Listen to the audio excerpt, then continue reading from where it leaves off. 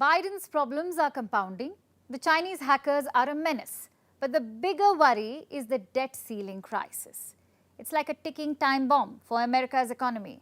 Next week, the American government could default. For weeks, Biden has been trying to convince Republicans he wants a new credit line to keep his government running. And it seems Biden may finally have a breakthrough. Speaker McCarthy and I have had several productive conversations, and our staffs continue to meet as we speak, as a matter of fact, and they're making progress. They're making progress. No deal yet, but the negotiations continue. Honestly, they don't have much time. America is literally on the brink of an economic catastrophe, a government default.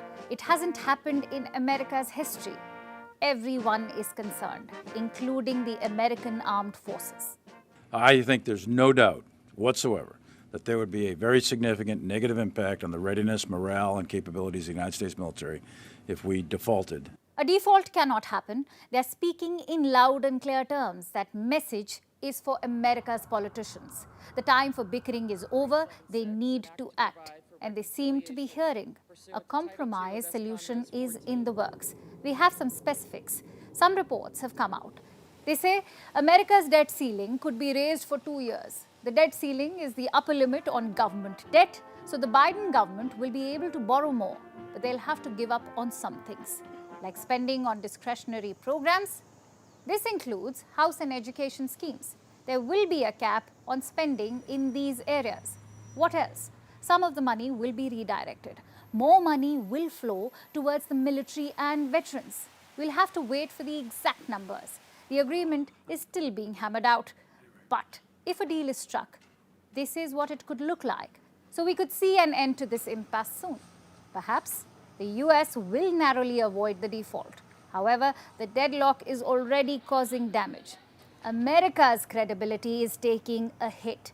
Credit rating agencies have issued warnings they could downgrade America's debt. DBRS Morningstar has put the US under review. They could consider a downgrade. Other leading agencies like Fitch, Moody's, and Scope have raised similar warnings. That's not all. Experts are worried. This political impasse could have more consequences. The US economy could enter a recession. The economists are worried about the spending cuts. They feel the curbs could last for multiple years. And if government spending is cut, the American economy will feel the impact. There could be a recession in 2024. There are warnings about jobs too. The spending cuts could lead to layoffs. Going by one estimate, as many as 570,000 jobs are at risk. The proposals by Republicans to limit spending can reduce America's GDP by 0.8% and boost unemployment by 0.4%. Those are the estimates. Again, this entirely depends on what kind of deal the Democrats and the Republicans agree upon. But compromises will be made. That's a guarantee. Guess who will bear the brunt for this? Joe Biden, the US president. The spending cuts will impact his domestic agenda. Biden has projected himself as the president for the middle class. He is called Middle Class Joe for the same reason. And he is running on the same platform for 2024. The budget curbs will affect his re-election chances. Biden knows that. He's trying to protect the middle class from the budget cuts. But Speaker McCarthy and I have a very different view of who should bear the burden of additional efforts to get our fiscal house in order. I don't believe the whole burden should fall on the backs of middle class and working class Americans.